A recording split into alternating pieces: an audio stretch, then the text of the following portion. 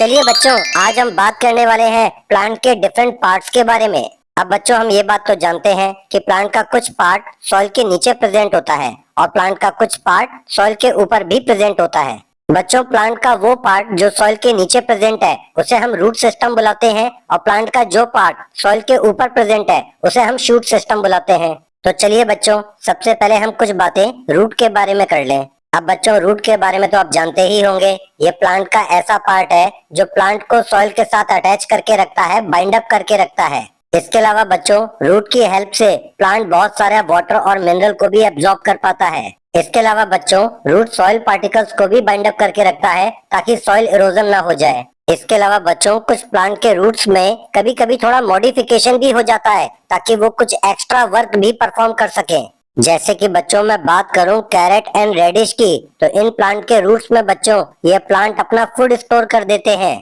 तो बच्चों, शायद आप ये बात समझ पा रहे होंगे कि जो कैरेट और रेडिश आप आज तक खाते आ रहे हैं वो एक्चुअली क्या है, रूट वाला हिस्सा है, क्योंकि इन प्लांट्स ने अपने रूट में फूड को स्टोर कर दिया है। मगर ध्यान रहे, ऐसा सभी प्लांट्स में आपको देखने को नहीं मिलेगा। इसके अलावा बच्चों, कुछ प्लांट्स के केस में रूट एक्स्ट्रा सपोर्ट देने का भी काम करते हैं, जैसे कि बैनियन ट्री। अब बैनियन ट्री तो बच्चों आपने देखा ही होगा, तो आपने एक बात नोटिस की होगी कि जो बैनियन ट्री की ब्रांच होती है वहां से कई बार कुछ रूट्स निकल कर आते हैं जो नीचे जमीन की तरफ, ग्राउंड की तरफ जाते हैं, और ये रूट्स अपने आप को ग्राउंड की सॉइल के साथ अटैच कर लेते हैं और ये प्लांट को एक्स्ट्रा सपोर्ट देने का काम करते हैं। बच्चों, ऐसे रूट्स को हम प्रॉप रूट्स के नाम से जानते हैं। तो बच्चों, आप देख पा रहे होंगे कि रूट्स के कितने सारे फंक्शन होते हैं। मगर बच्चों, मुझे बताइए, क्या आप ये बात जानते हैं कि रूट्स भी दो टाइप के होते हैं? जैसे कि बच्चों, आप इस प्लांट के रूट की तरफ देखिए, यहाँ पर आपको बीच में एक बड़ा सा रूट दिख रहा होगा और उसके साइड में छोटे छोटे रूट्स दिख रहे होंगे जो ब्रांच की तरह अटैच हैं। तो यहाँ पर बच्चों, जो आपको बीच में बड़ा सा रूट दिख रहा है उसे हम मेन रूट बुलाते हैं, या कई बार हम उसे टैप रूट भी बोल सकते हैं। और यहाँ पर हमारे मेन रूट के साथ जो साइड में छोटे छोटे रूट ब्रांच की तरह कनेक्टेड है उनको बच्चों हम लेटरल रूट बुलाते हैं। तो बच्चों, ध्यान रहे, इस टाइप का रूट सिस्टम अगर हमें कहीं पर देखने को मिल रहा है तो ऐसे रूट सिस्टम को हम टैप रूट सिस्टम बुलाते हैं।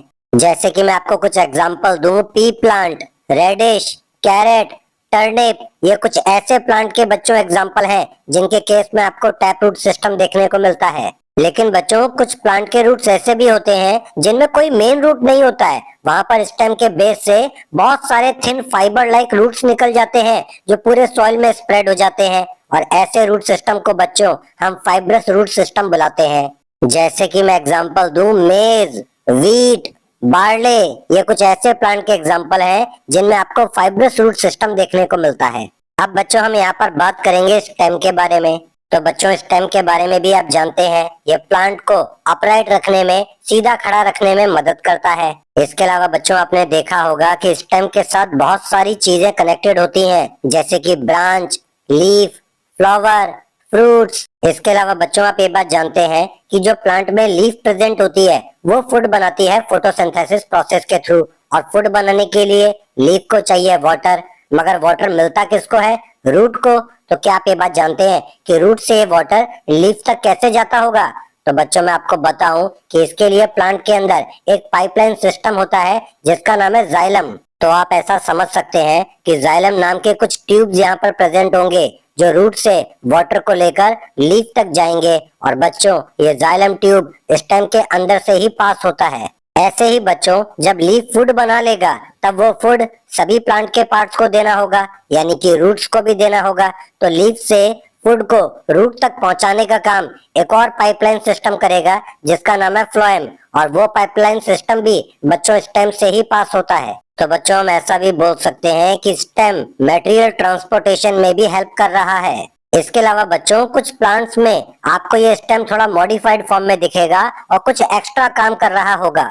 जैसे कि बच्चों, कुछ प्लांट की स्टेम बहुत ही वीक होती है, ये प्लांट एकदम सीधे सीधे ऊपर की तरफ ग्रो नहीं कर सकते। तो बच्चों, यहाँ पर क्या होगा कि इनकी जो स्टेम होगी उसके पास से आपको कुछ स्ट्रक्चर बाहर की तरफ निकला हुआ दिख रहा होगा, जो कि कुछ और नहीं, मॉडिफाइड स्टेम होती है।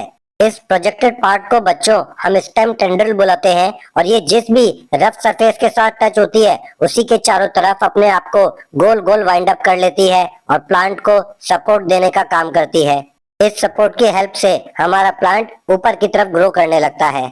बच्चों, कुछ प्लांट तो ऐसे होते हैं जिनकी स्टेम मॉडिफाई होकर ग्राउंड के नीचे ग्रो कर जाती है और उनके अंदर फूड भी स्टोर हो जाता है, जैसे कि पोटैटो एंड जिंजर। तो बच्चों, आप ये बात जानते होंगे कि potato and ginger actually stem होती है, बस थोड़ा सा मॉडिफाई हो गई है, इसीलिए ये जमीन के नीचे ग्रो कर गई है और इनके अंदर फूड स्टोर हो गया है। इसके अलावा बच्चों, आपने कैक्टस का प्लांट भी देखा होगा। क्या आप ये बात जानते हैं कि कैक्टस के प्लांट में लीव्स मॉडिफाई होकर स्पाइन का रूप ले लेती है? तो आपको कैक्टस के प्लांट में जो कांटे जैसे स्ट्रक्चर दिख रहे हैं वो एक्चुअली मॉडिफाइड लीफ है।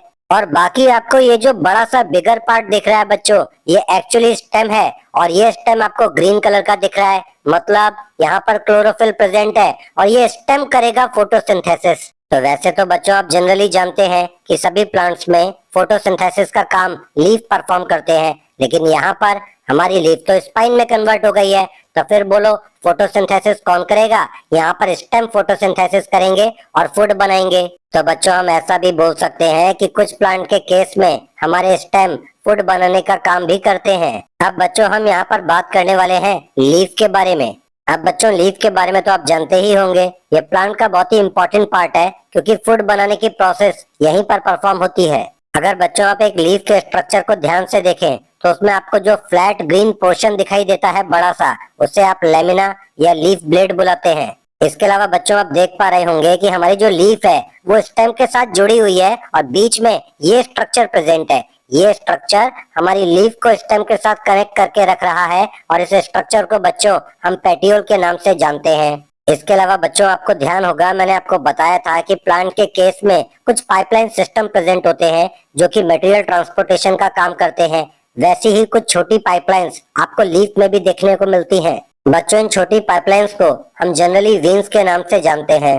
अब बच्चों, अगर आप लीफ के स्ट्रक्चर को ध्यान से देखें तो आपको बीच में एक थोड़ी सी मोटी वेन दिख रही होगी, एक थोड़ा सा थिक पाइपलाइन दिख रही होगी। इस पाइपलाइन को बच्चों आप मिड रिब बुलाइए। अब बच्चों, अगर आप लीफ के स्ट्रक्चर को ध्यान से देखें तो आप देख पा रहे होंगे कि मिड रिब के अलावा भी बहुत सारी छोटी छोटी पाइपलाइन यानी कि छोटी छोटी वेन्स भी प्रेजेंट हैं।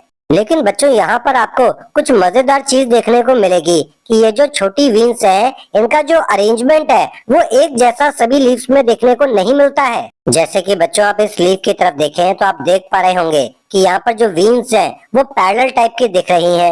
लेकिन अगर आप इस लीफ की तरफ देखें तो आप देख पा रहे होंगे कि यहाँ पर जो वेन्स है वो एक मैश नेटवर्क के फॉर्म में प्रेजेंट है।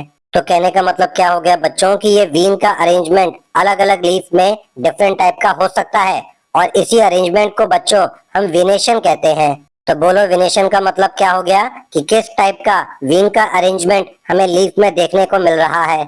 अगर आपको वीन का अरेंजमेंट पैरेलल फॉर्म में दिख रहा है तो इसे आप पैरेलल वेनेशन बुलाइए और ऐसा आपको फाइब्रस रूट वाले प्लांट में देखने को मिलता है। और अगर आपको वीन का अरेंजमेंट मैश नेटवर्क फॉर्म में दिख रहा है तो ऐसे वेनेशन को बच्चों आप रेटिकुलेट वेनेशन बुलाइए और इस टाइप का वेनेशन आपको टैप रूट वाले प्लांट में देखने को मिलेगा। चलिए बच्चों, थोड़ी बात लीफ के फंक्शन के बारे में भी कर ली जाए। तो एक फंक्शन के बारे में तो बच्चों हम जानते हैं और वो है फोटोसिंथेसिस। ये बात तो आपको भी पता है कि लीफ फोटोसिंथेसिस प्रोसेस की मदद से फूड प्रिपेयर करती है। इसके अलावा बच्चों, आप ये बात भी जानते होंगे कि लीफ में छोटे छोटे टाइनी पोर्स प्रेजेंट होते हैं जिन्हें हम स्टोमेटा के नाम से जानते हैं और कई बार ये स्टोमेटा वाटर भी लूज करते रहते हैं और उस प्रोसेस को हम ट्रांसपिरेशन बुलाते हैं। तो बच्चों, जब भी ट्रांसपिरेशन प्रोसेस की मदद से हमारे स्टोमेटा वाटर लूज करते हैं तो हमारे रूट्स वाटर को एब्जॉर्ब करके दोबारा यहाँ पर वाटर को सेंड करेंगे ताकि वाटर की कमी को पूरा किया जा सके। तो बच्चों, हम ऐसा भी बोल सकते हैं कि ये लीफ भी वाटर के ट्रांसपोर्टेशन में रोल प्ले कर रही हैं। इसके अलावा बच्चों, सम टाइम कुछ अदर प्लांट्स के केस में हमारी लीफ मॉडिफाइड फॉर्म में भी देखने को मिल सकती है जहाँ पर वो कुछ एक्स्ट्रा वर्क परफॉर्म कर रही होगी।